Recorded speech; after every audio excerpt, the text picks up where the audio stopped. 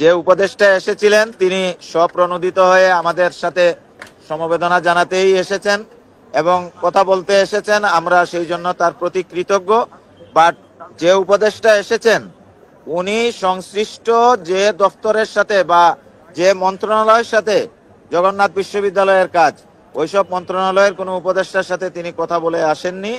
তিনি এসেছেন সম্পূর্ণ সৌজন্যতাবশত, আমরা তার প্রতি কৃতজ্ঞ।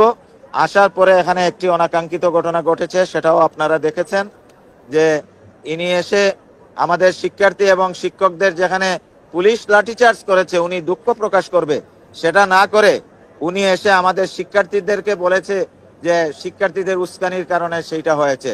তারপরে এই পরিস্থিতি তৈরি হয়েছে, একটি বোতল কে বা কারা নিক্ষেপ করেছে আমরা সেটা জানি না। তারপরেও আমরা আমাদের সমিতির পক্ষ থেকে আন্তরিকভাবে দুঃখ প্রকাশ করেছি। ওই উপদেষ্টার কাছে আমাদের প্রত্যাশা ছিল উনি যেহেতু ছাত্রদের আন্দোলনের কাতার থেকে উঠে এসে ছাত্রদের আন্দোলনের ফসল একজন উপদেষ্টা, উনি শিক্ষার্থী এবং শিক্ষকের উপর হামলার প্রতিবাদ করবেন এবং দুঃখ প্রকাশ করবেন, কিন্তু উনি সেটা করেননি। তো এইটা উনি এসেছেন সত্য, বাট আমাদের দাবি যেটা সেই দাবি পূরণের ক্ষেত্রে উনার সুস্পষ্ট কোনো বক্তব্য ছিল না এবং সেই ক্ষেত্রে এটা কোনো কার্যকর বিষয়ও ছিল না। তো যার কারণে সেই ঘটনাটি সেখানে ঘটেছে এবং আমাদের শিক্ষার্থীরা সরকারের পক্ষ থেকে সুস্পষ্ট কোনো আশ্বাস এই পর্যন্ত পায়নি। তারা তাদের অবস্থান কন্টিনিউ রাখছে, আমরা শিক্ষকরা যারা আছি আমরাও আমাদের অবস্থান কন্টিনিউ রাখছি। আমাদের বিশ্ববিদ্যালয়ের সকল কর্মকর্তা কর্মচারীরাও আমাদের সাথে যোগ দিয়েছে এবং যতক্ষণ পর্যন্ত আমাদের এই দাবিগুলা সরকারের পক্ষ থেকে সুস্পষ্টভাবে মেনে নেওয়া হয়েছে ঘোষণা না দেয়া হবে, আমরা আমাদের অবস্থান এখানে কন্টিনিউ রাখবো, কারণ এখান থেকে বেঁকে যাওয়ার আমাদের কোনো সুযোগ নাই। এবং সমগ্র বিশ্ববিদ্যালয়ের শিক্ষক কর্মকর্তা কর্মচারী এবং শিক্ষার্থীরা যেহেতু এখানে, সুতরাং ক্যাম্পাস চলার কোনো অবকাশই নেই। ক্যাম্পাস অটো শাটডাউনে পরিণত হয়েছে, যতদিন দাবি মানা না হবে ক্যাম্পাস ততদিন ওই অবস্থায় থাকবে। আপনাদের মাধ্যমেও আমরা সরকারের দৃষ্টি আকর্ষণ করতে চাই যে গরিব অসহায় মানুষের সন্তানরা এই বিশ্ববিদ্যালয়ে লেখাপড়া করে, তারা আজকে অনাহারে অর্ধাহারে তাদের দিনাতিপাত করে, সরকার সেই দিকে ভ্রুক্ষেপ করে না, তাহলে সরকারের কাজটা কি?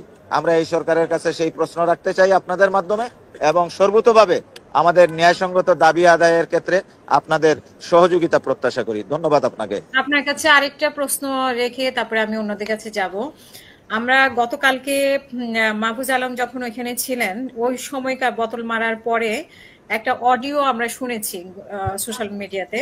সে অডিওতে বলা হচ্ছে যে জামাত শিবিরে মানে শিবিরের লোক, শিবিরের ছাত্ররা এই বোতলটি মেরেছে এবং সেখানে টিচাররা ছিলেন, আপনিও হয়তো ছিলেন, আমি ঠিক জানি না, যেহেতু আমরা অডিও শুনেছি, ভিডিও দেখিনি।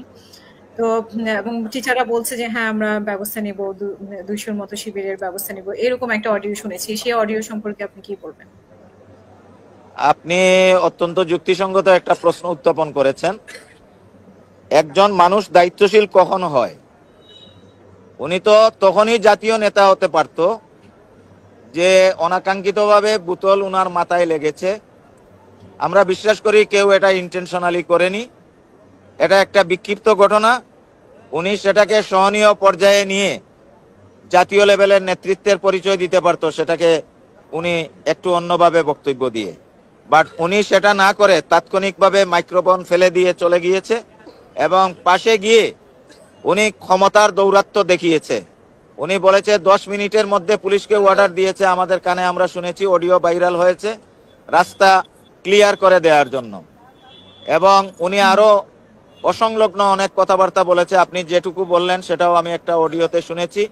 এবং আরেকটি অডিওতে আমরা দেখেছি, ভিডিওতে দেখেছি, সে আমাদের ভাইস চ্যান্সেলর এবং আমাদের সংশ্লিষ্ট দায়িত্বশীল যারা ছিল তাদের সাথে অত্যন্ত উদ্ধত্যপূর্ণ আচরণ করেছে। এইটা লজ্জা জানানোর ভাষা আমার নেই। আর আপনাদের মাধ্যমে আমি একটি জিনিস ক্লিয়ার করতে চাই, মাহফুজ বাংলাদেশের একজন উপদেষ্টা, যে উপদেষ্টা জুলাই বিপ্লবীদের রক্তের উপরে প্রতিষ্ঠিত সরকারের উপদেষ্টা।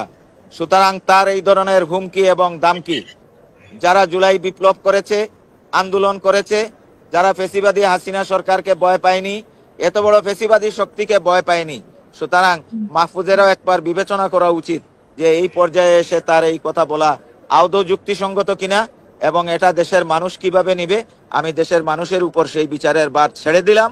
তবে এই ধরনের অসংলগ্ন কথাবার্তা আমাদের যে কোনো সরকারের যে কোনো উপদেষ্টার কাছ থেকে আমরা সেটা প্রত্যাশা করি না। এটা নিন্দা জানানোর ভাষা আমার নেই।